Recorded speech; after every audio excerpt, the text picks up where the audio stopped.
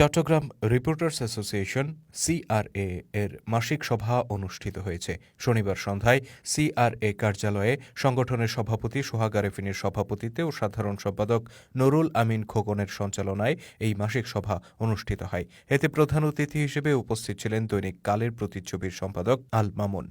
আলোচনায় অংশগ্রহণ করেন সংগঠনের সিনিয়র সহসভাপতি আজিজুল হক আজিজ, সহসভাপতি রাজু আহমেদ, যুগ্ম সম্পাদক বেলাল উদ্দিন মাহমুদ রাশেদ, অর্থ সম্পাদক সাইফুদ্দিন রমিজ, প্রচার সম্পাদক এম.আর. মিলন সহ অন্যান্য নেতৃবৃন্দ। আলোচনা সভা শেষে সংগঠনের সভাপতি সোহাগ আরেফিন বাংলাদেশ সাংবাদিক কমিউনিটির যুগ্ম আহ্বায়ক মনোনীত হওয়ায় সিআরএ এর পক্ষ থেকে শুভেচ্ছা জানানো হয়। একই সাথে সংগঠনের যুগ্ম সাধারণ সম্পাদক মোহাম্মদ বেলাল উদ্দিন ও আপ্যায়ন সম্পাদক আবুল হাসনাত মিনহাজকে শুভেচ্ছা প্রদান করা হয়।